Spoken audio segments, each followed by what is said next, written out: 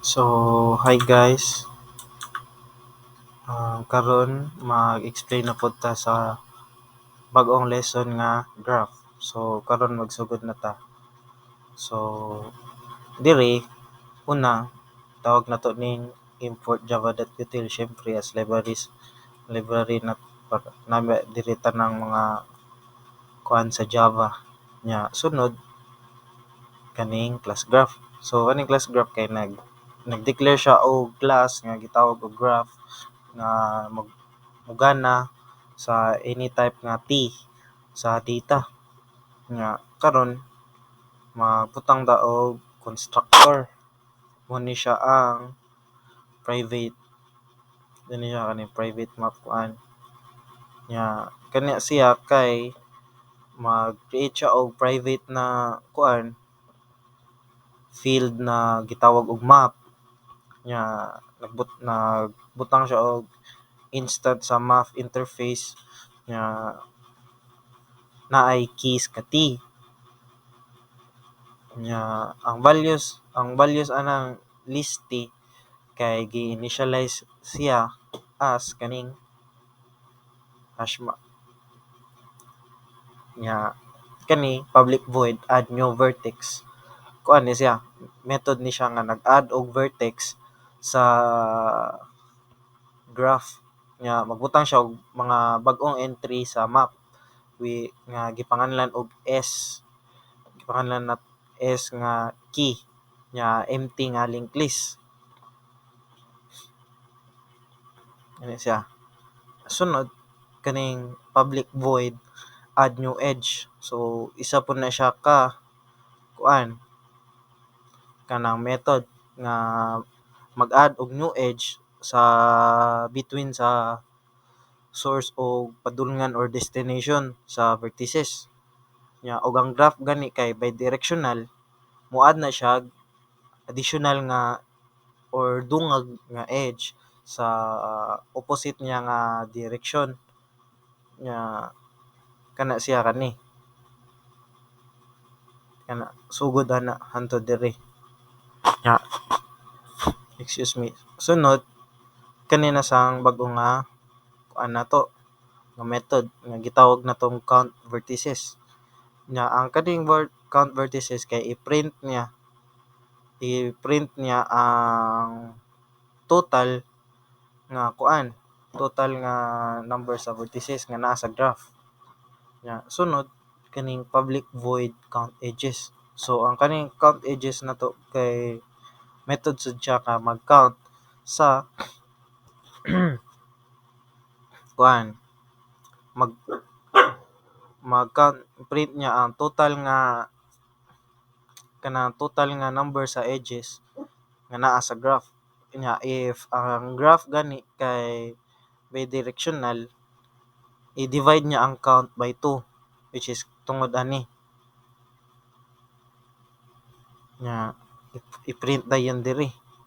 nya sa sunod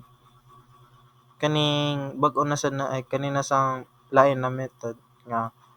public void contains vertex kay mo ni siya ang method nga mag-check if ang graph kay nagbutang og specific nga vertex nya specific nga vertex sa s x na non s nya i-print niya if kuan print niya if nag-contain ba ang vertex or wala which is dara iyaray ingon if naa ba or wala nya diri sa public void contains edge ts nya td so ang kani siya kay i-check niya ang kanina method kay i-check niya ang edge sa between vertices sa s ug d nya mo print siya whether ang graph ba kay has an edge between kani naa bay edge or walay edge nya sunod kaning override so kaning override public string to string kay i-override niya ang two-string nga method nya mag-provide siya or magbutang siya og string representation sa graph nya i-print niya ang agency list sa isa-isa ka vertex. Uh, sa isa ka vertices nya sunod kaning public class graph implementation mo ni siya ang main method nato sa graph class nya ang kaning public kani siya kanini siya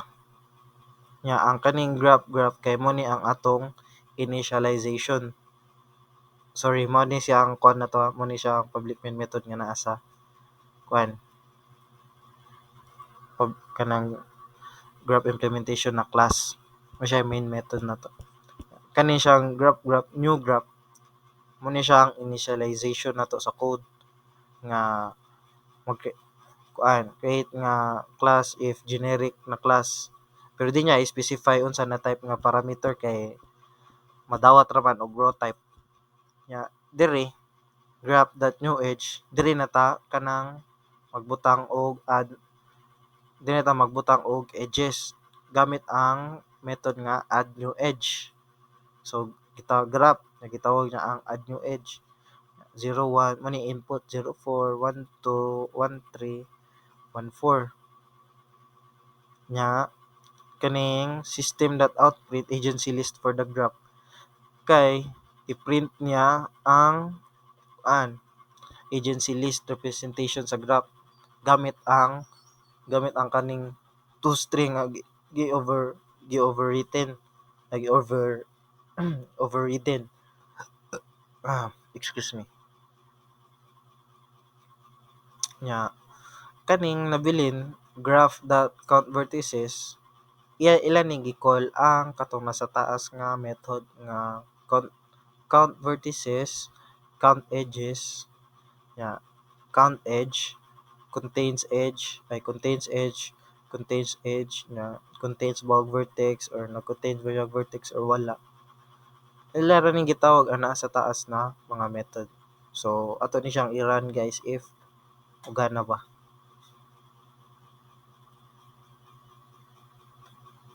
So mo to guys ni gana siya. So gi-print ang katong agency list sa graph